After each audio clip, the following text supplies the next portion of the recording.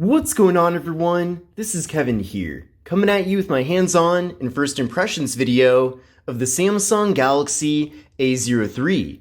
So let's get started. Now, the Galaxy A03 is the successor to last year's Galaxy A02, and in addition to that, the Galaxy A03s was recently launched by Samsung, and I will be comparing this device to these various phones in separate dedicated videos, so I hope you're ready for that content. Now, before I show you a variety of different things about the Galaxy A03, let's take a closer look and see what all comes included here in the box. So here is the box that the A03 is in. There's the phone right there. We also have the Samsung logo at the bottom of the box. Then inside, we have a SIM card removal tool. We have a micro USB cable for charging and data transfer. We have a USB wall adapter, and we have a quick start guide. Now, it certainly is very disappointing that the A03 does have micro USB, especially in 2022, but I suppose that's a compromise that Samsung had to make in order to get this phone to us at a very affordable price.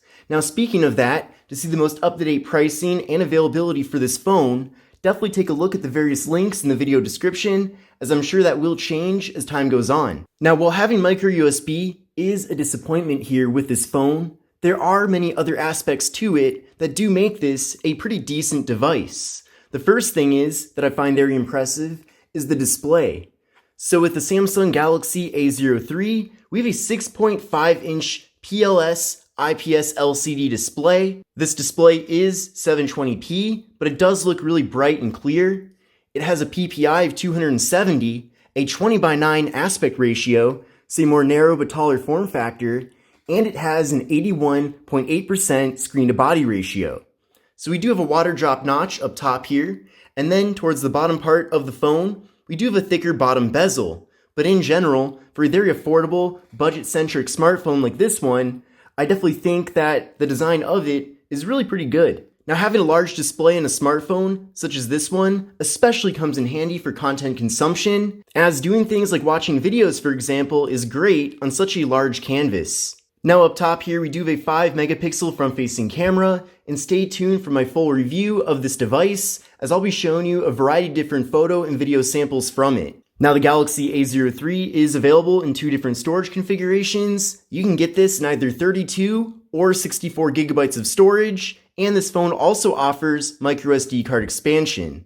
So it is really nice that even though this is a lower-end Samsung device, we still do have the ability to get a pretty decent amount of internal storage with the phone. Now, there is no wireless charging with the Galaxy A03, and there's also no fingerprint sensor on this device either.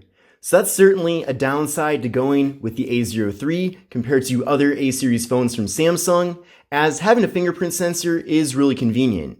Now, fortunately at least, this phone does have Face Unlock. So it is actually pretty fast and responsive, which is good. You can see right there how fast it was able to figure out that I'm me after I added in my face.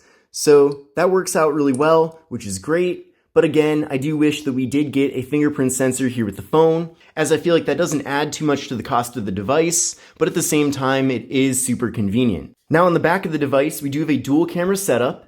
So we're getting a 48-megapixel main camera and a 2-megapixel depth sensing camera to assist with portrait mode. And this phone does have portrait mode for both the rear and front cameras, which is also a really nice thing to have. Now I'll pull up the camera app right now, and you can see there's me right there. This is with the front-facing camera.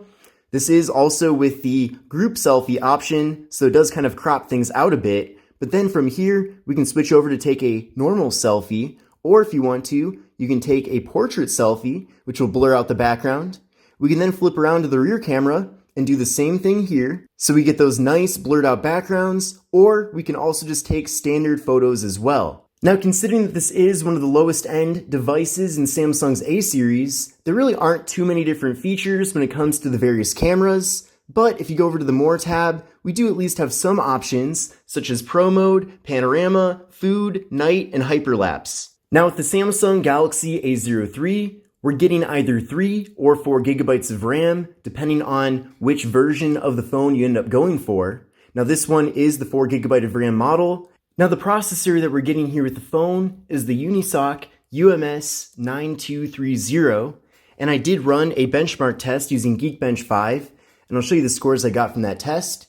But essentially, I got a single core score of 304 and a multi-core score of 1182. So what I recommend doing is running this test on your current phone and then compare your scores to these scores to get a better idea of whether or not the Galaxy A03 is going to be a performance upgrade for you. Now, video recording with this device does max out at 1080p for both the front and rear cameras, which is really nice. And we're getting a very large 5,000 milliamp hour internal battery with the phone. So I certainly appreciate that we are getting as much battery capacity as we are. So you certainly should expect to get a lot of longevity out of the battery with this device. Now currently this device is running Android 11, which is a bit disappointing. It has not gotten the Android 12 update yet. And Android 12 was actually launched last year. So I'm sure eventually it will get that update. But I wish this phone was released with Android 12 instead of giving us Android 11 and then having us wait for Android 12. But now that we've gone over a variety of different things about the Galaxy A03, let's take a closer look at the hardware of the phone. I already talked quite a bit about the front panel here, but we do have this really nice looking display. Now, of course, compared to pretty much any other A series phone, this display isn't anything too special. But for a device that's as low end as this one, I'm really happy with it. I think it looks really nice in general. And again, I'm really glad that it is 6.5 inches in size, as this does make the phone very practical for going on websites, reading articles, reading ebooks, watching videos. All those different things are a lot better on a larger display. Now, taking a look at the left side of the phone, we just have the slot for the micro SD card and SIM card. Then on the right side, we have the power button, volume down, volume up.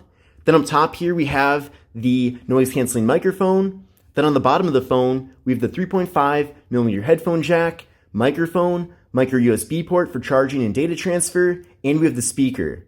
And then on the back of the device, we just have the dual camera setup, the flash, and the Samsung logo. Now we do have this pretty interesting texture on the back of the phone. What I like about it is that it doesn't pick up any fingerprints, which is great.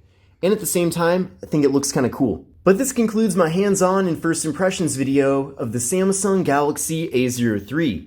I'm certainly looking forward to spending a bit more time with this device, and definitely stay tuned for my review video and other content that I'll be posting related to the phone.